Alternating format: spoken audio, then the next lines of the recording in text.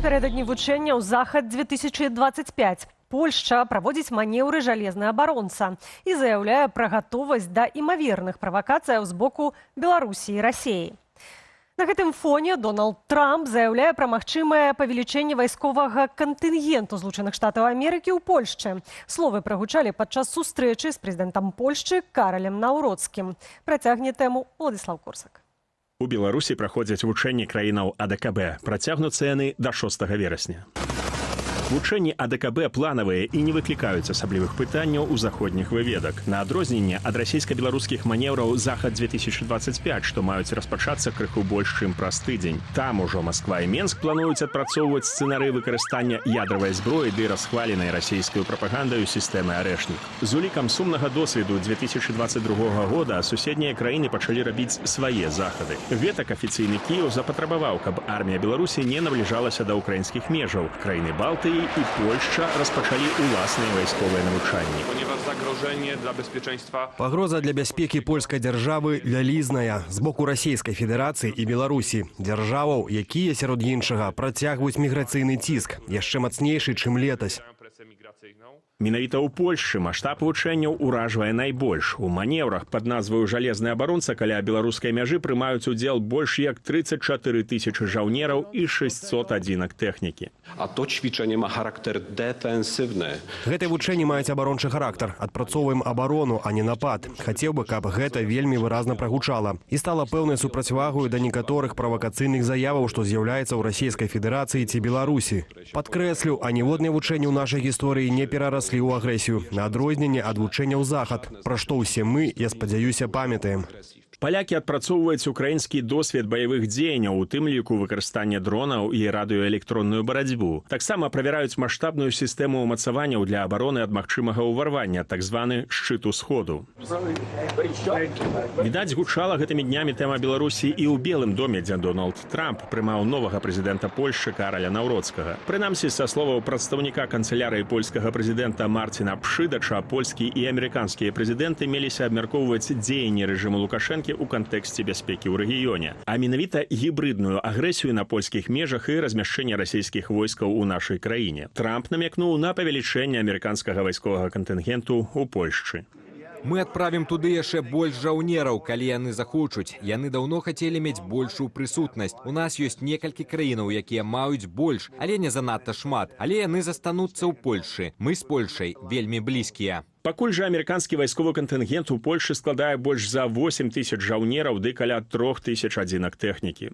Ёсць пэўнага роду супадзенне інтарэсаў і Польшы, і ЗША, як звышдзяржавы. Амерыканцы зацікаўленыя ў тым, каб быць блізкімі з Польшаю, мець партнёрства з Польшаю. Магчыма, павелічэнне прысутнасці амерыканскіх войскаў у Польшы – пазітыўны сігнал, які паказвае, што ЗША хочуць быць і бліжэй да Ўкраіны. Гэта яшчэ і выразны знак для патэнцыйных агрэсараў. Што ж да захаду 2025 Лукашенко сцвярджае, што асноўныя манеўры перанеслі ў глыб Беларусі, далей ад заходніх межаў. Маўляў, у мэтах дээскалацыі. Владислав Курсак, Белсат. І ў працяг тэмы. Надзвычайная сітуацыя здарылася на адным з палігонаў Беларусі. Загінуў курсант 3-го курсу вайсковай акадэміі. Як паведамляе Міністэрства абароны, трагедыя адбылася падчас дэсантавання з самалёта Ан-2. Вайсковец атрымаў несумяшчальную з жыццём траўму. Азначаецца, што курсант, цытата, меў неаднаразовы досвед дэсантавання. Паводле факту гібелі вайскоўца Міністэрства абароны праводзіць правяранне.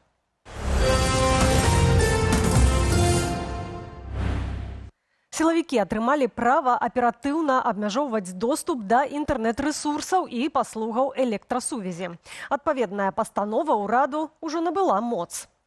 Згодна з дакументам, непажаданыя сайты могуць блакаваць па патрабаванні генпракурора, кіраўнікоў КДБ, следчага камітэту Міністэрства ўнутраных справаў ці іншых упаўнаважаных асобаў. Па запыце сілавікоў Дзяржаўная інспекцыя электрасувязі абавязаная ўключыць рэсурс у спіс абмежаваных і паведаміць пра гэта правайдеру цягам гадзіны. У сваю чаргу правайдар цягам 4 гадзінаў мае закрыць доступ да сайту.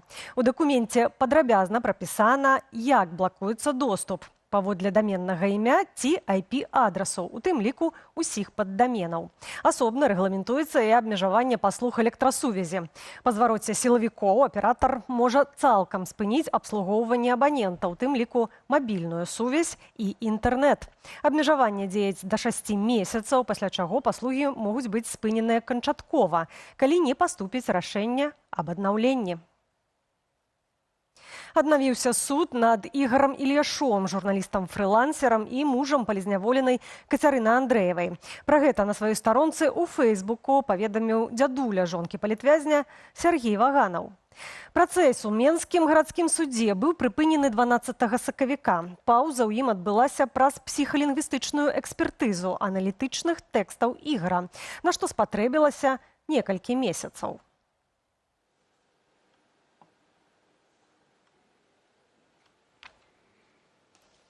Сергей Ваганаў падкрэсліў, што пакуль не ведае, ці выявіў эксперт-лінгвіст з БДУ доказы, якія адпавядаюць абвінавачанням. Раней прашэнне журналіста, каб заключэнне экспертаў агучылі ў Дзяржаўным цэнтры судовых экспертызаў, суд не задаволіў. Ігора Ільяша затрымалі ў ліпені 2021 года падчас масавых ператрусаў у незалежных беларусаў. У незалежных журналістаў.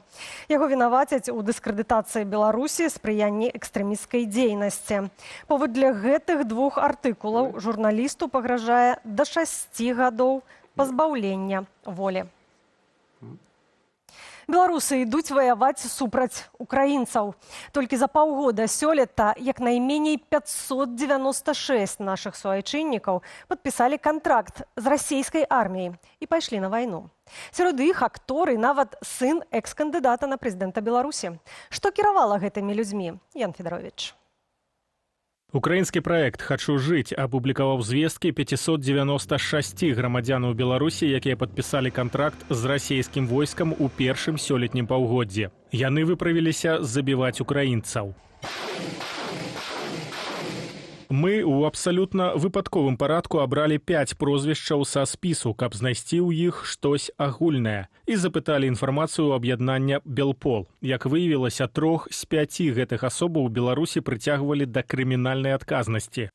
Гэта сацыяльна неўладкаваныя в асноўным людзі, гэта людзі, напрыклад, ці авантурысты, ці у которых нейкая складаная жыццёвая сітуацыя, яны едуць запісвацца ў расійскую армію.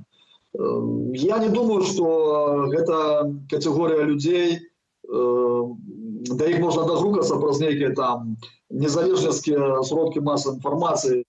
Ёсць у спісе і адносна вядомыя людзі, напрыклад, Сергей Агафонаў. Гэта актор, які здымаўся ў расійскіх серыялах. Яшчэ адзін чалавек са спісу былы студэнт гістфаку БДУ і кіраўнік руху «Антимайдан Мінск» Іван Вус. Ён сын кандыдата на прэзідэнта Беларусі ў 2010-м Дмітрыя Вуса. Вам не трэба паміраць за расейцаў. Украінскі і беларускі народы ніколі не былі ворагамі. Нам няма чаго дзяліць. Не дазваляйце расійскім шавіністам выкарыстоўваць вас у сваіх мэтах. Калі вы хочаце захаваць сваё жыццё, звяртайцеся на гарачую лінію праекту «Хачу жыць». І мы дапаможам вам вярнуцца да сваіх сем'яў жывымі і здаровымі. Раней праект «Хачу жыць» публікаваў спіс з 742 беларусаў, якія ваявалі або працягваюць ваяваць супраць Украіны. Адметная ў гэтай справе пазіцыя рэжыму Лукашэнкі. Нягледзячы на наяўнасць у нашым крымінальным кодексе артыкулу за наймецтва, у Беларусі людзей, якія ваююць за Расею, да адказнасці не прыцягваюць. Гэта так называемыя ідэалагічна блізкія элементы, якія цалкам зразумелыя уладзе, рэжыму, яны не ствараюць для рэжыму Лукашэнкі фактычна ніякай небяспекі, таму што гэтыя людзі расцірушаны па вайсковых частках расійскіх. Станам на гэты красавік было вядома пра сама меней 96 грамадзянаў Беларусі, якія загінулі за Расею на вайне супраць Украіны. Ян Федарович, Белсат.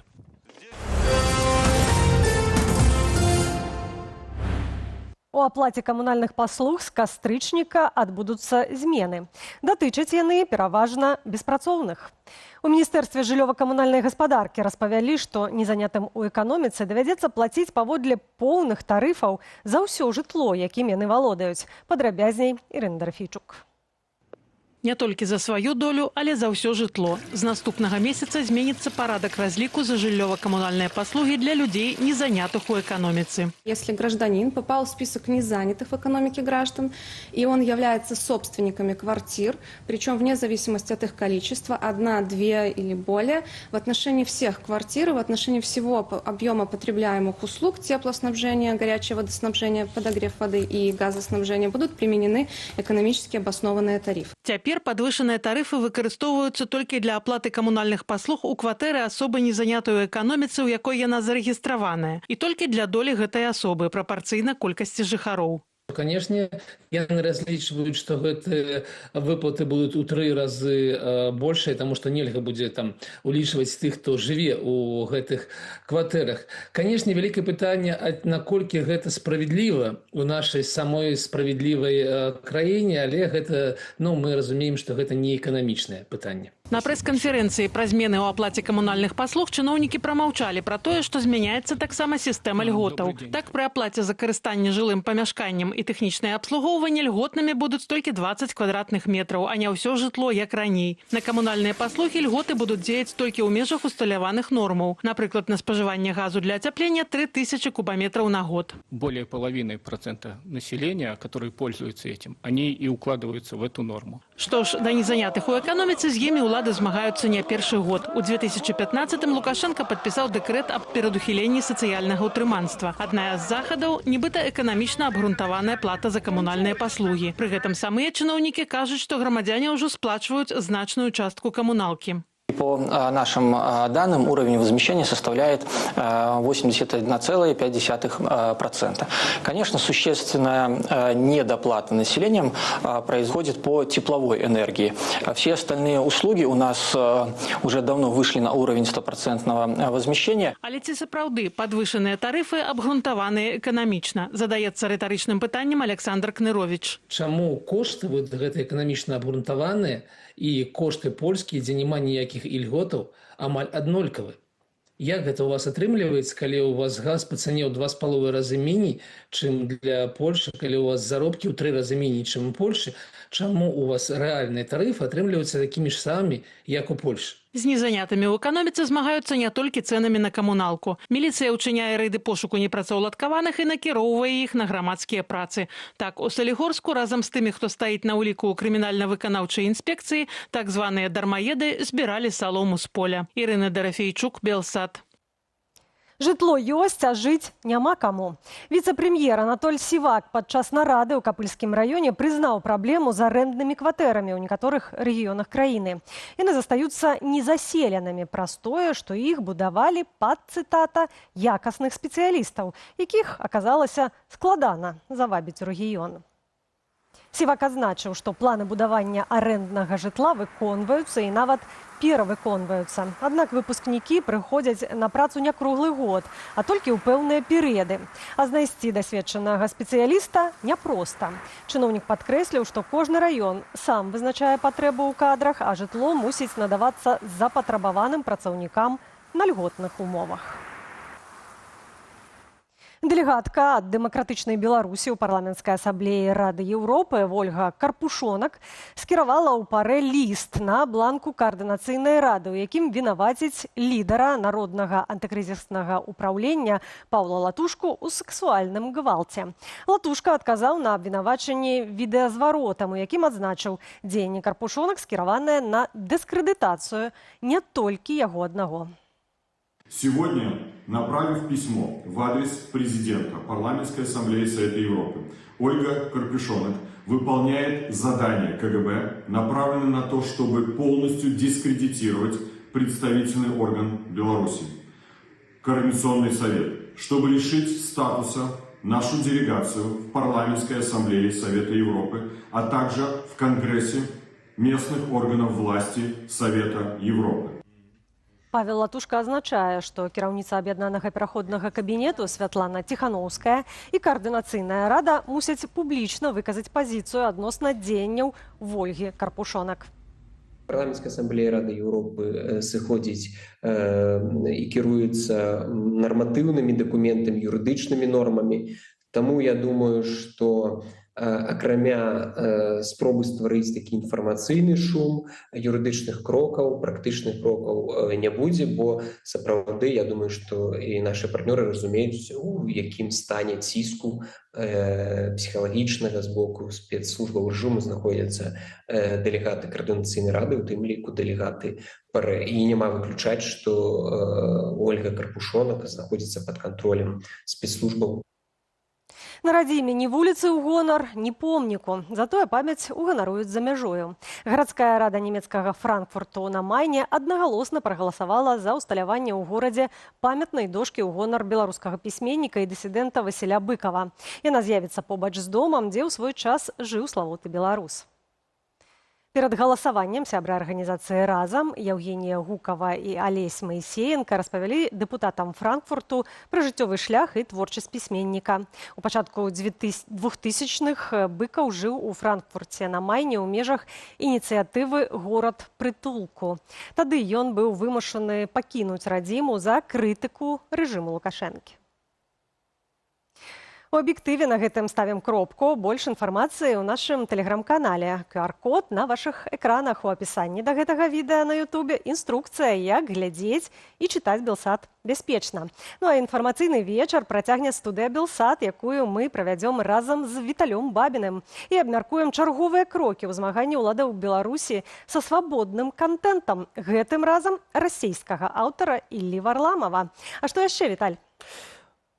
Канешне ж, Варламаў вельмі папулярны блогер у Беларусі, і варта ведаць, якія могуць быць наступствы для беларусаў, калі яны будуць глядзець ягоныя відэа. Але, канешне ж, і мусім паразважаць у тым ліку, ці пойдуць іншыя краіны, па прыкладу Казахстану, і адмяніць канцэрты Макса Каржа. Ужо хутка ў гэтай студыі з'явіцца прадстаўніца аб'яднанага пераходнага кабінету Маргарыта Ворыхава. Всё гэта глядзіце ў студыі Белсат. Ужо праз імгненне запрашаем.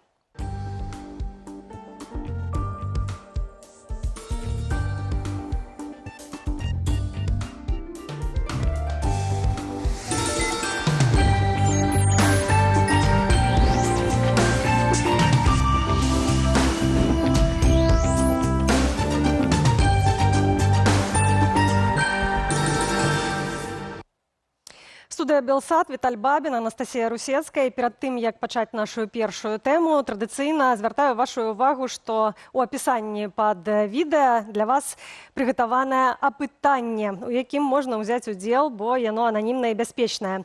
На гэты раз мы задаемся пытаннем, ці гатовыя беларусы фінансаваць незалежныя медыа.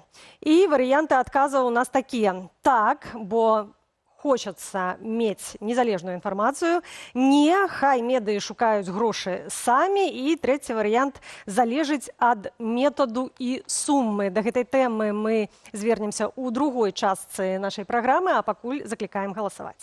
Абавязкова галасуйце, гэта бяспечна і ананімна, но і тэма, якую, уласна, мы вам ужо абяцалі ў нашым эфіры. Макс Корж пракаментаваў адмену канцэрту ў Алматы. Выканаўца запісаў адмысловае відэа, у якім прызнаў, што прычынаю сталі паводзіны ягоных фанатаў на варшаўскім шоу 9 жніўня і наступствы тых падзеяў. Корж заклікаў сваіх фанатаў не паддавацца на правакацыі і паводзіцца ў рамках закону. Друзья, мы очень сильно качнули в Варшаве. Так что городские власти твердо приняли для себя решение, что не вывезут алматинский концерт. Никто не захотел брать на себя эту ответственность, несмотря на то, что концерт был разрешен. В этом и есть главная проблема. Дальше стадион взял на себя отмену и весь негатив. Друзья, несмотря на все это, Казахстан до сих пор является для нас прекрасной страной с добрыми, хорошими людьми. Я не знаю ни одного казаха, кто за эту неделю не попытался хоть как-то повлиять на этот концерт. Я знаю, много ребят приезжает в Алматы на этих выходных. Я хочу попросить вас, ребят, не оправдывать опасения городских властей и провести эти выходные культурно. Ни в коем случае не поддаваться на провокации. Я очень сильно скучал по вам. Я очень хотел этой встречи. Но, друзья, в желании прикоснуться к тому теплу, и погреться о то тепло, о котором мы с вами раньше грелись. В этот раз животному миру мы уступили 2-0. Я не знаю, когда у нас еще получится с вами встретиться в этом регионе. Я просто не представляю, какие гарантии должны быть, чтобы и я, и вы понимали, что концерт состоится. Но, друзья, я знаю одно. Рано или поздно мы с вами обязательно увидимся. Ужо ў нашай студыі з'явілася Маргарыта Ворыхава, прадстаўніца ў моладзевай палітыцы і студэнцтве аб'яднанага пераходнага кабінету. Вітаем вас, Маргарыта. Дзякуй, што знайшлі час, каб прыйсці да нас у нашу студыю. Напэўна, бачылі вось гэтую інфармацыю пра адмену канцэртаў Макса Каржа, спевака нашага. І, канешне ж, вось шмат было размоў пра тое, як прайшоў гэты канцэрт у Варшаве. У вас, як у прадстаўніцы па моладзевай палітыцы, вядома, што пераважная большасць наведнікаў канцэртаў Макса Каржа – гэта моладзь, маладыя людзі. Вашае стаўленне да ўсяго таго, што адбылося 9 жніўня ў Варшаве, ці гэта сапраўды такая вялізная праблема, каб адмяняць канцэрты ў іншых гарадах? Я па-першае дадам проста пра тое, што паведамленне, якое мы бачылі ад Казахстану з боку гэтага канцэртнай залі, было пра тое, што там не вырас нейкі газон, і з-за гэтага гэта была афіцыйная прычына. Але мы разумеем, што напрыклад тое, што адбылося ў Варшаве на канцэрце, было такім рэзанансным сабыццем, на якім мы бачылі, што там моладзь пераскоквала з адной трыбуны на іншую, і з-за гэтага беларусы, якія наведалі гэтыя канцэрты ў Варшаве, былі пад небяспекай таго, каб быць дэпартаванымі ў Беларусь, але гэтага не адбылося пакуль што. І мы ведаем, што на гэты момант няма кейсу дэпартацыі, але разумею таксама, што можа Макс Корж перажывае неяк за сваіх фанатаў, але мая асабістая пазіцыя ў тым, што моладзь, якая наведвае гэтыя канцэрты, іх трэба падтрымліваць, ім трэба пастаўляць такія умовы, каб яны адчувалі сябе ў бяспецы і маглі гэты канцэрт наведваць так, як ім хочацца. Вы кажаце пра тое, што няма кейсаў па дэпартацыі, але калі я правільна разумею, справы яшчэ ідуць, то бок дэпартацыя можа быць усё ж такі. Ці вы, як прадстаўніца аб'яднанага пераходнага кабінету, у гэтым неяк удзельнічаеце, каб і займаеце адпаведную пазіцыю, напрыклад, уратаваць гэтых маладых беларусаў ці не? Уратаваць тых, каму небяспечна вяртацца ў Беларусь, і польскае государства, яно разумее, што беларусам, якія займаюць нейкую палітычную пазіцыю, ім небяспечна вяртацца ў Беларусь, таму такіх кейсаў дэпартацыі нам пісалі, што не будзе. Вы дакладна ведаеце сярод тых, каму гэта пагражае, я маю на ўвазе дэпартацыя, хто з іх умоўна можа вярнуцца, калі я вас правільна зразумела, то яго можна і дэпартаваць, а калі запрасіць выехаць з краіны, так, запрашэнне парадку. Дарэчы, наконт вось гэтай дэпартацыі мы таксама паразмаўлялі з юрыстам, і Міністэрства ўнутраных спраў Польшы паведаміла, што з краіны выехалі 23 асобы, якім вынеслі прадпісанне пакінуць тэрыторыю краіны пасля канцэрту Каржа ў Варшаве 9 жніўня. Прычым 10 зрабілі гэта добраахвотна, 13 асобаў выслалі прымусова. Колькі з іх грамадзянаў Беларусі міністэрства не ўдакладніла. Вядома, што прадпісанні былі вынесены 6 нашым суграмадзянам. Сітуацыю для нас пракаментавала юрыстка Ганна Маціеўская. Давайте паслухаем і вернемся да размовы. Ёсць пытанне, ці тут сапраўды якая тут была інтэрпрэтацыя дадзеная менавіта пагрозы общественного порядка, і ёсць рызыка, канешне, што частка людзей прынамсі магла папасць пад такое даволі палітычны ўплыў, звязаны з масавасцю гэтага мерапрыемства. Калі мы кажам пра прымусовую дэпартацыю, то даволі часта ў людзей няма часу на тое, каб знайсці адваката, бо даволі ўсё адбываецца хутка, і ўжо калі чалавек прымусова знаходзіцца па другой старонцы уже зрабіць штосьці з гэтага зрабіць ужо складана. Маргарыта, ваше меркаванне, ці іншыя краіны таксама могуць пайсці па прыкладу Казахстану і адмяняць запланаваныя канцэрты артыста? Мне падаецца, могуць, але менавіта з Казахстанам такая сітуацыя, што яны, па-першае, гэта не краіны Еўразвяза, яны можа не так разумеюць пасаду і становішча, якім зараз знаходзіцца беларуская моладзь і беларусы агулам. Таму мне падаецца, калі тут патрэбна будзе абмеркаванне, можа, з юрыстамі, таму што я ведаю, што юрысты Макс Каржа, ім таксама направлялі гэта звароты да гэтай арэны, якая адмовіла, але можа гэта пазіцыя дзяржавы. Тут мы таксама можам толькі спекуляваць і не ведаем наогул, якая там сітуацыя палітычная гэтаму спасобствуе. Але чаму, на ваш погляд, ввогуле, чаго спужаліся? Ну так, вось бываюць канцэрты, на якіх людзі, фанаты там паводзяцца, ну, моладзь там адпаведна. Так. Ну, чым прычына? Ну, не ведаю. Тое, што, можа, Макс Корж можа ім загадаць пайсці там, не ведаю, захапіць адміністрацыю прэзідэнта Казахстану. Ну, ніколі ж такога не было, насамрэч. Макс Корж, ён пазіцыянаваў сябе як такога артыста, які не выказваецца палітычна, крайне палітычна, скажем так, ён не прызывае сваіх фанатаў ніколі ні да чого, таму тут можна толькі спекуляваць наконт, можа, палітычнага стаўлення самой дзяржавы, якая праводзіць гэтыя канцэрты, ці дазваляе артысту выкарыстоўваць гэтыя пляцоўкі, але мне падаецца, гэта даволі такая частая сітуацыя на розных канцэртах, там, я ўзгадала, там футбольныя нейкія мерапрыемствы, яны заўсёды знакамітыя тым, што менавіта там адбываюцца такія нейкія стычкі, ці там хтосьці парушае нейкія правілы, але да гэтага ставяцца даволі нармалёва, і вось тут мне насамрэч не зразумела, чаму Казахстан прыняў такую пасаду. А вось яшчэ цікава вашае меркаванне наконт таго, што не займае палітычнай пазіцыі, няма заклікаў Макса Коржа, пры тым, што моладзь гэта, як звычайна, самая актыўная палітычная частка насельніцтва. Вашае меркаванне, вашае стаўленне да гэтага? Я не лічу, што ёсць штосьці непалітычнае ў гэтым жыцці, і вось музыка, артысты, гэта ўсе людзі, якія якімсьці чынам паўплываюць на палітычнае становішча. Калі ён не выказваецца аб гэтым публічна, добра, асабліва калі гэта дазваляе яму запрашаць на свае канцэрты людзей, якія зараз пражываюць у Беларусі і могуць потым вяртацца ў Беларусь. Калі ёсць такія магчымасці для моладзі, адкрываць для сябе нейкія новыя гарызонты культуры, гэта файна. Маргарыта, давайте все ж таки тады да пазітыўнага. Ці ёсць нейкія ўжо вынікі вось вашага візіту ў Польшчу? Вы падымалі, напэўна, пытанні сярод палітыкаў польскіх, пытанні беларускіх студэнтаў, беларускай моладзі, якія знаходзяцца тут за мяжой. Што можаце распавесці? Так. У нас была сустрэча за Міністэрствам замежных справаў Польшчы, на якіх абмяркоўваліся пытанні наконт таго, што нядаўна былі уведзеныя змены ў заканадаўства Польшчы, па якім былі ўведзены абмежаванні для міжнародных студэнтаў, якія паступаюць у польскія універсітэты.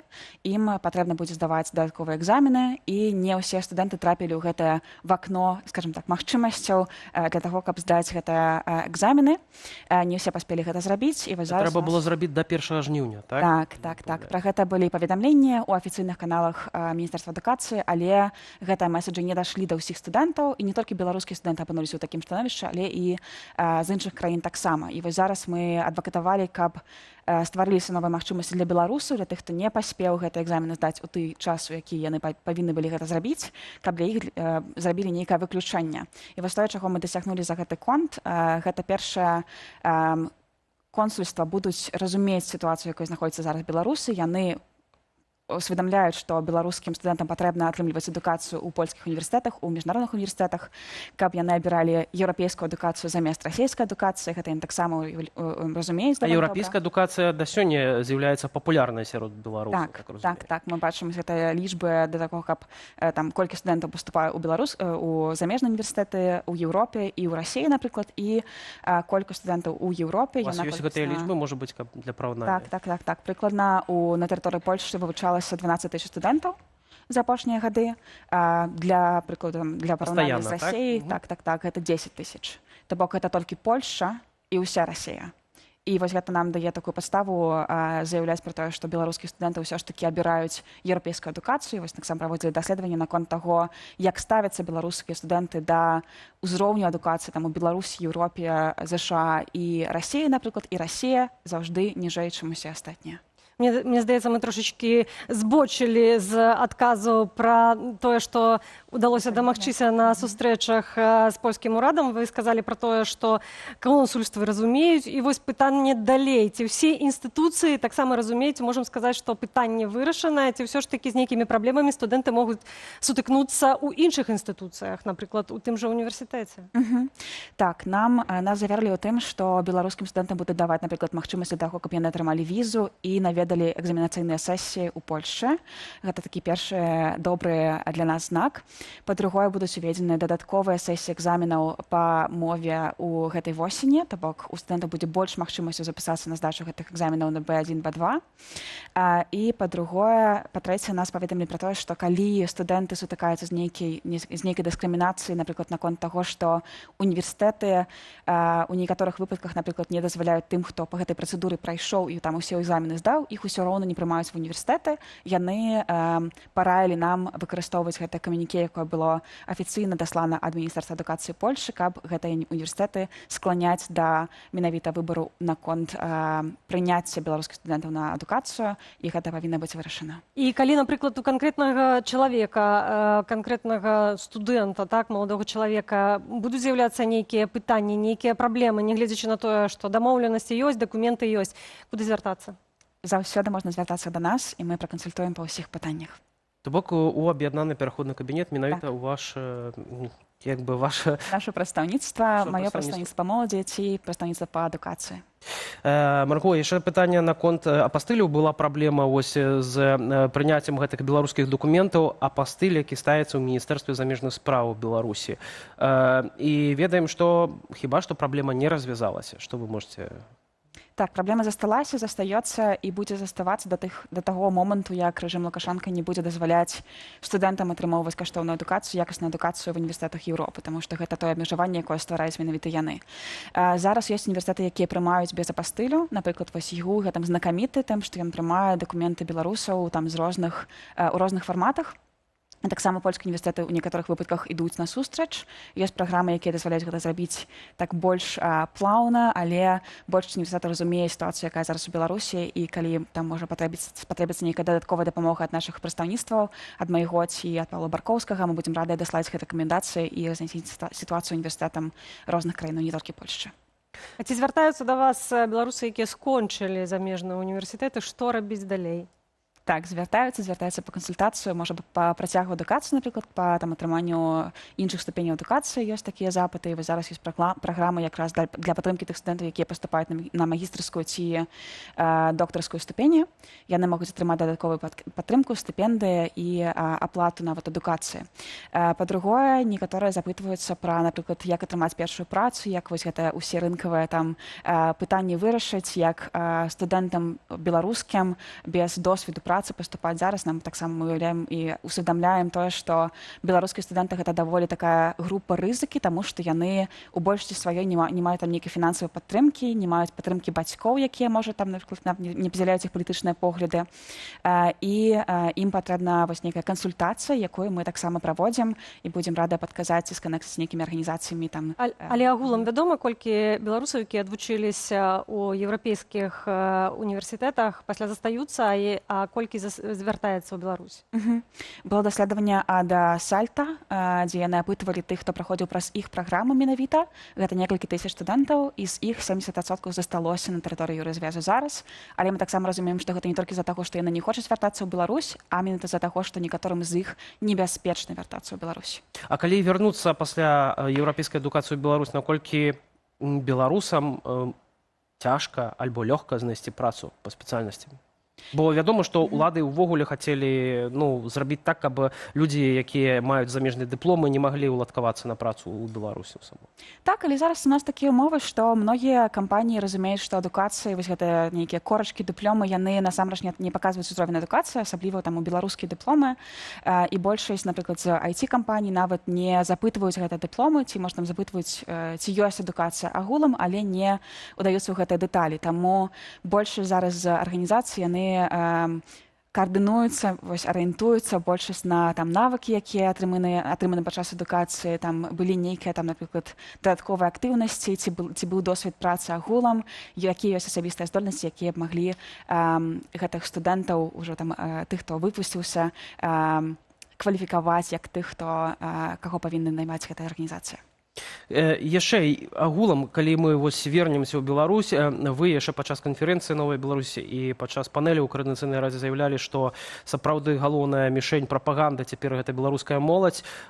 Як выглядае сітуацыя? Ці вы маеце нейкія кантакты з моладдзю ў самой Беларусі? Чаго ім у першую чаргу не хапае? Насамрэч, беларусы, асабліва маладыя, яны ўжо бачылі вось гэтую еўрапейскую альтэрнатыву, яны бачылі там у тыктоках, ездзілі ў Вільню часамі. Так, на закупы, ўсё гэта было.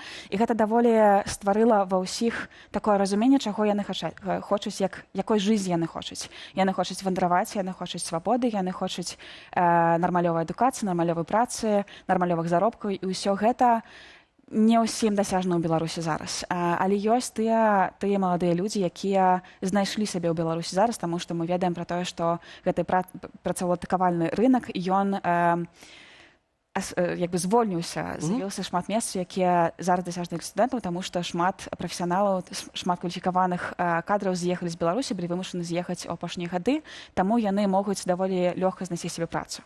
Яны таксама бачаць, як развіваецца бізнес у Беларусі, і мы гэта таксама ўсведамляем. Яны бачаць гэта новыя адкрытыя кафейні, кавярні, яны бачаць, што праходзяць нейкія там канцэрты нават, на якія да якіх у іх ёсць дасяг.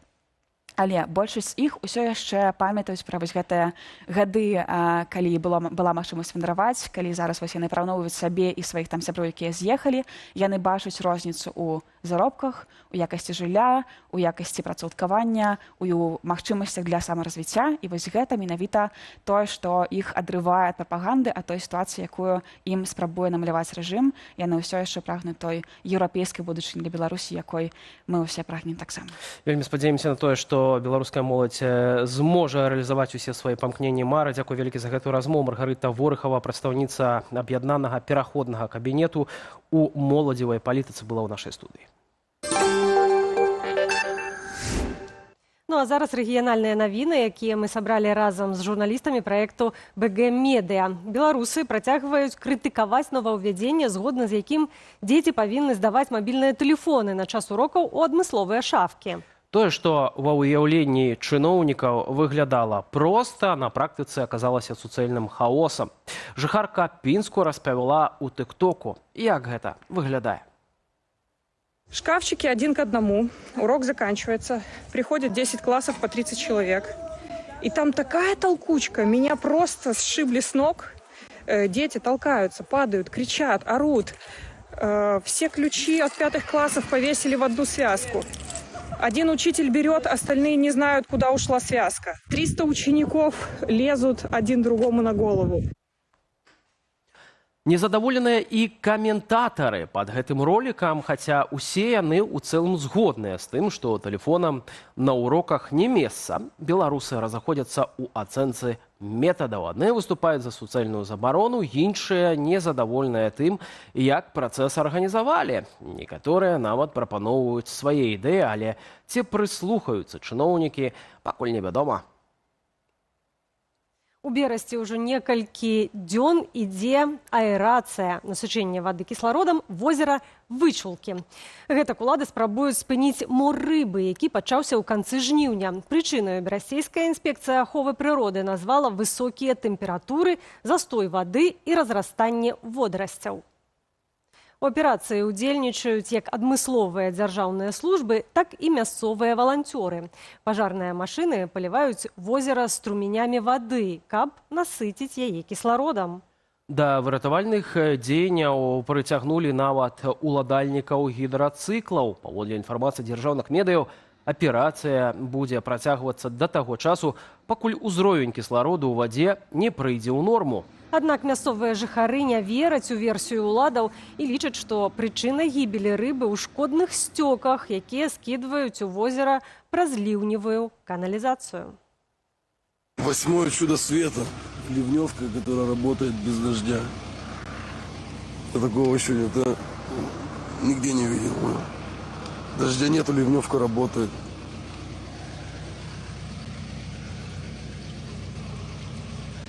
Жесть, да. Сомик дохленький.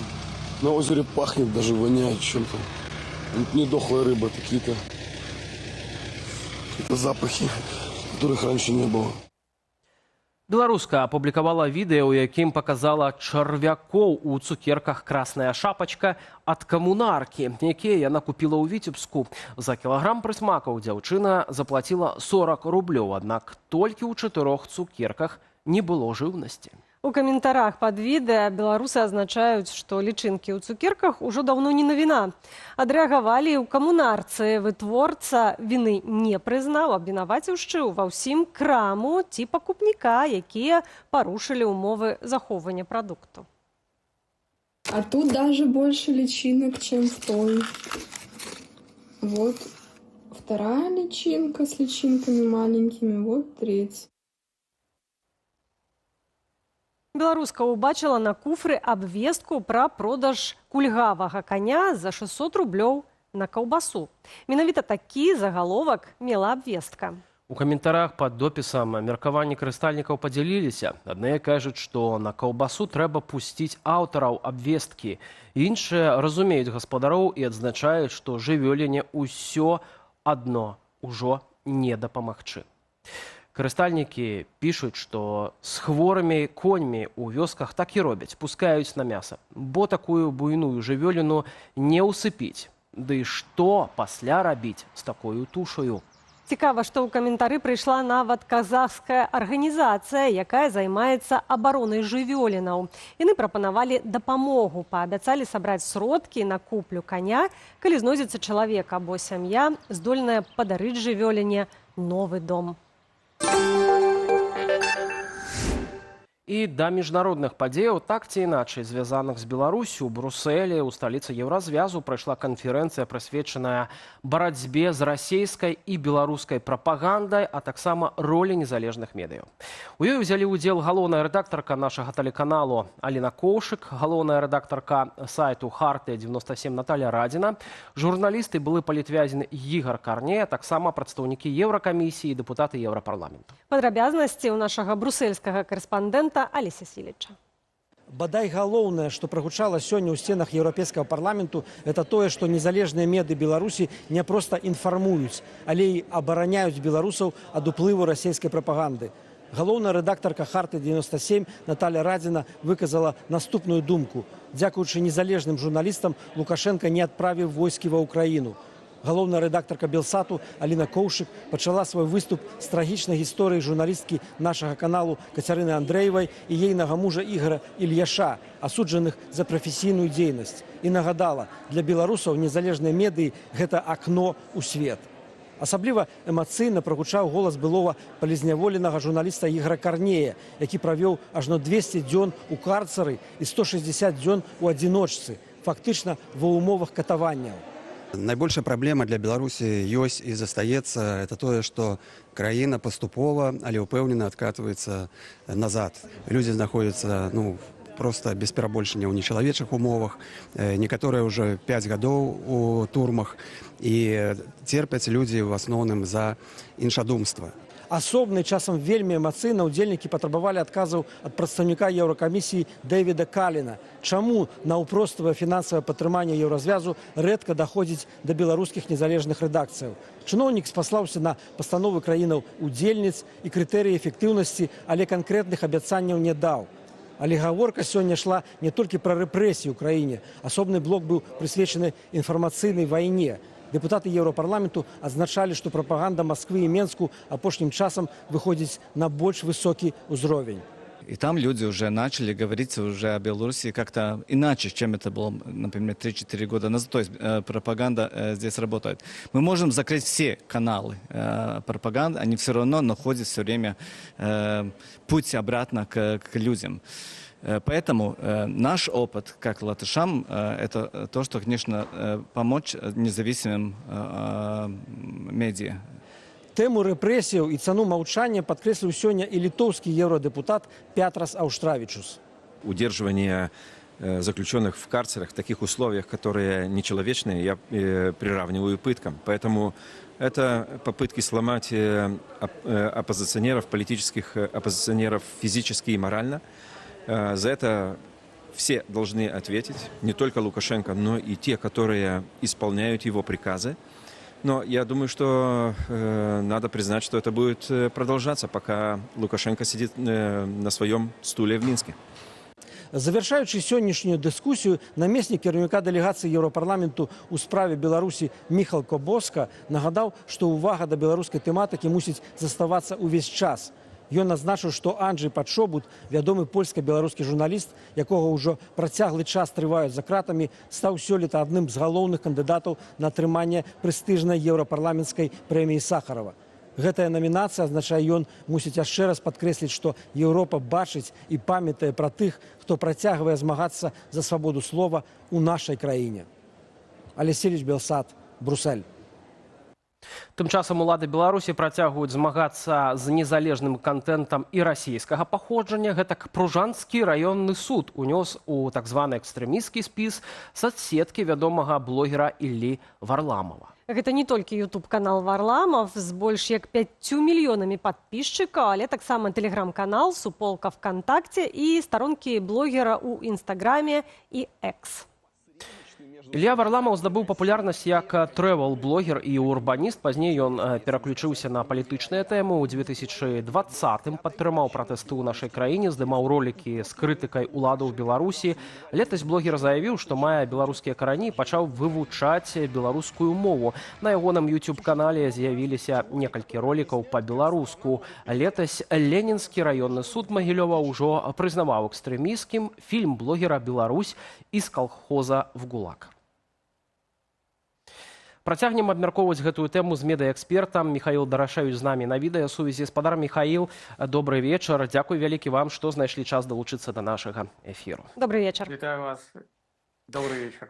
Варламаў вельмі папулярны ў Беларусі блогер. У прынцыпе, гэта кажуць і даследавання фокус-групаў.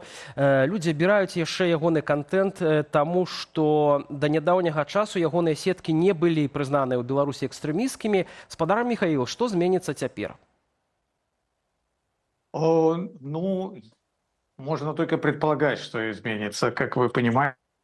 Изменится, возможно, что, естественно, люди вынуждены будут не подписываться на каналы известного российского блогера, потому что это небезопасно для них. Соответственно, не подписки, возможно, приведут к какому-то уменьшению количества просмотров белорусской интернет-аудитории в стране и за рубежом. Но насколько это можно предполагать, насколько это будет большая доля подписчиков и этого блогера, ну, надо будет посмотреть, изучить и понимать. Так само мы сёння уздымаем тэму супрацьстаяння незалежных медыяў і прапаганды. У нашых гледачоў мы сёння запыталіся, ці гатовыя яны фінансаваць незалежныя беларускія медыа. І нашыя гледачы, якія ўзялі ўдзел у нашым галасаванні, у нашым апытанні, падзяліліся такім меркаваннем. 48% кажуць пра тое, што яны гатовыя падтрымліваць фінансава незалежныя СМІ, каб мець інфармацыю. 36% на другім месцы. Адказ залежыць ад метаду і сумы. І толькі 15% кажуць пра тое, што не гатовыя фінансаваць незалежныя СМІ і каб гэтыя СМІ шукалі грошы самі. Калі мы бачым, што 50% і 34%, разам гэта 84%, ўсё ж такі гатовыя, то пра што гэта сведчыць? Ну, на мой взгляд, это свидетельствует о том, что независимые белорусские медиа – это инфраструктура общественного доверия.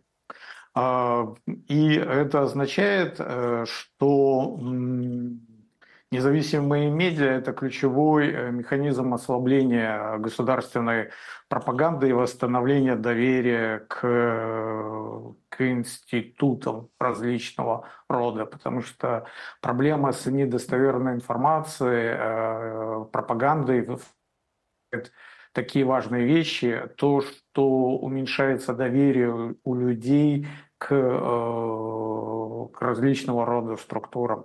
И это проблема, которая касается всех.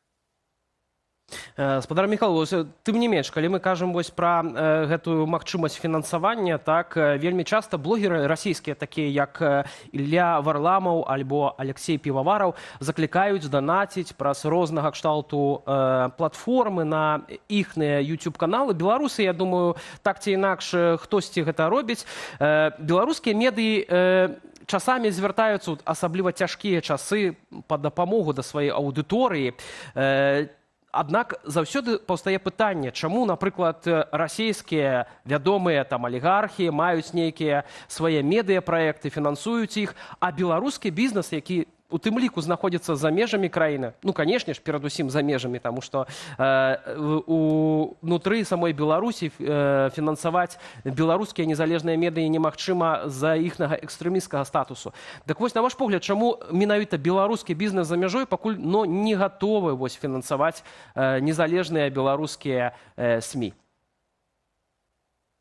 Я думаю, тут много причин, ну и одна из важных все-таки сказывается опасения такие, которые всегда существовали у бизнеса, белорусского бизнеса, находящегося в стране, поддерживать независимые медиа, потому что люди знают, какими они могут столкнуться последствиями. Эти примеры широко известны, к сожалению. И эти опасения у них сохраняются даже когда они находятся за пределами страны.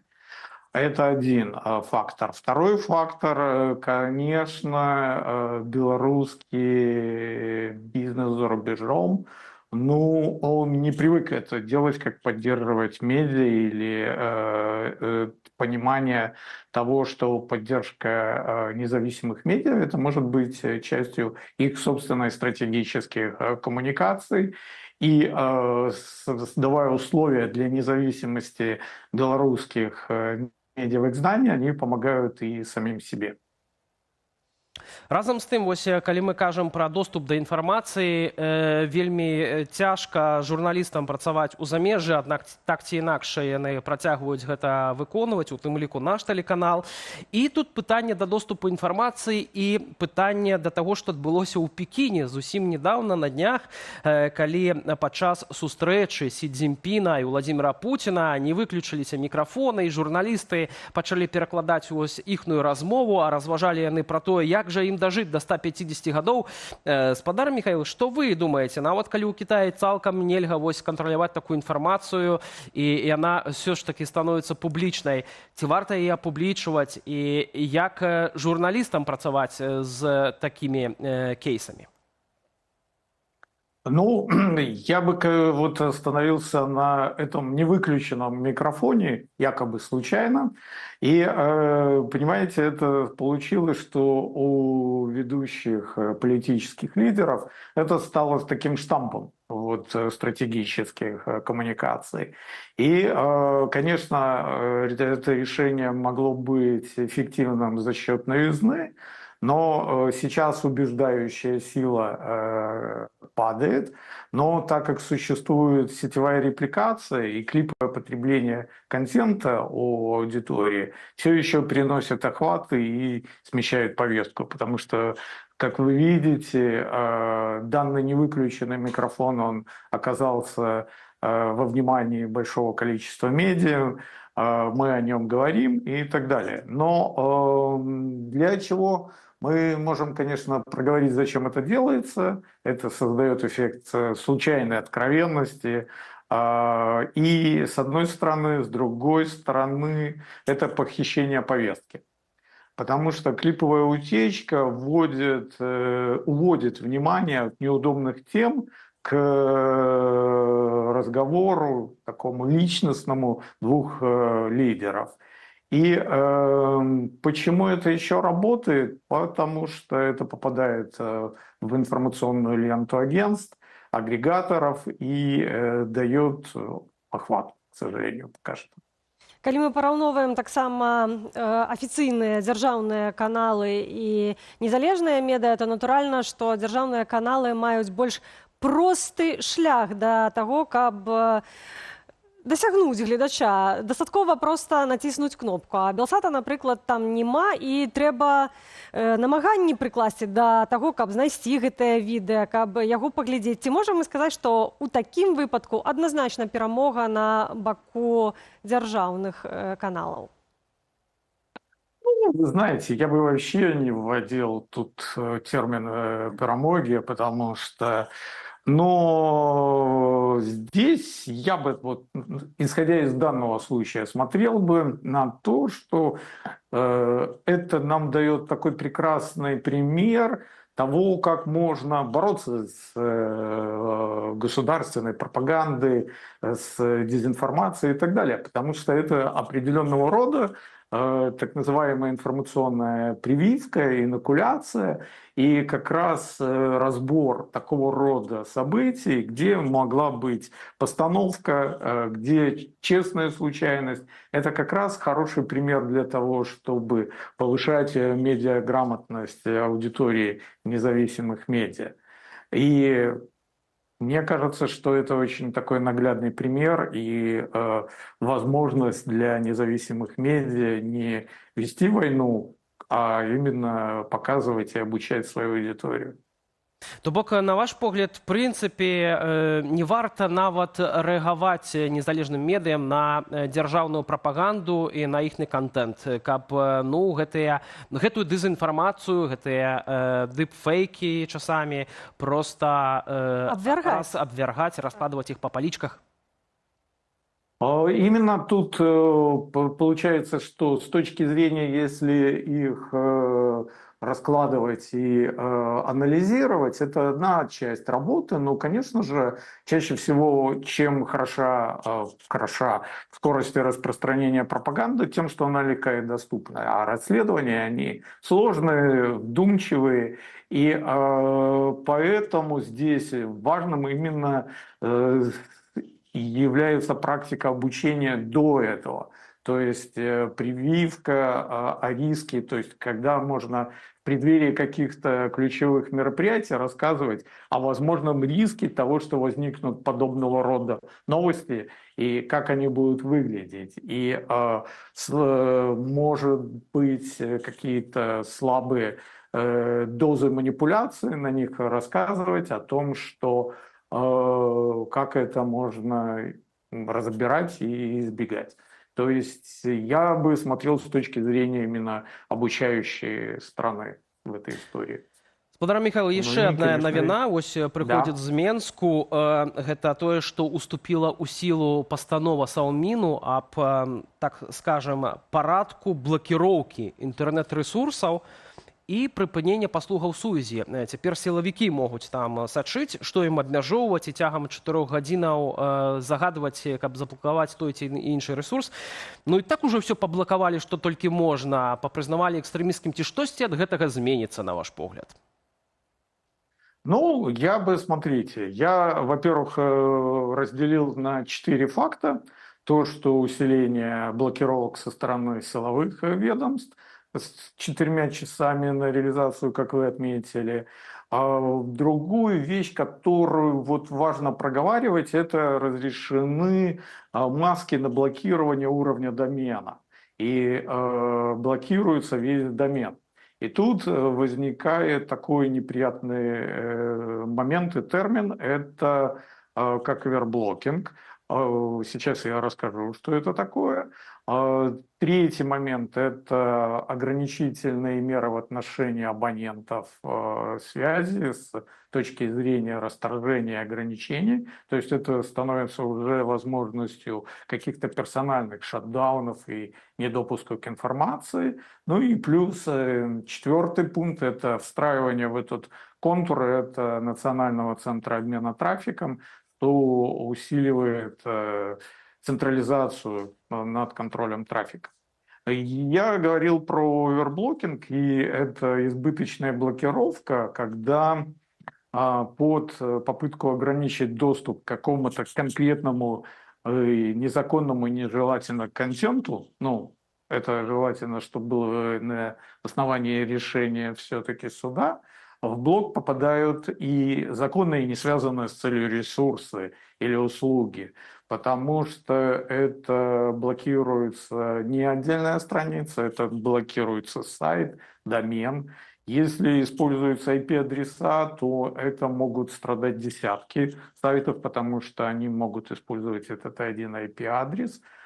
Плюс здесь блокировки на уровне пакетов, и это может приводить к сложным срабатываниям. И проблема то, что здесь нарушается принцип необходимости и соразмерности. То есть, получается, создается коллективное наказание для пользователей и добросовестных сервисов. Ну так, вельмі трывожныя навіны, спадар Михаил, вельмі трывожныя. Тым не менш, дзякуй вялікі вам за гэтую размову. Медыаэксперт Михаил Дарашевич быў у нашым эфіры па відэасувязі. Ну а мы дзякуем спадарству за тое, што былі цягам гадзіны разам з намі, са студыяй Белсат, з аб'ектывам, Анастасія Русецкая. І Віталь Бабін. Да хуткай сустрэчы ў эфірах.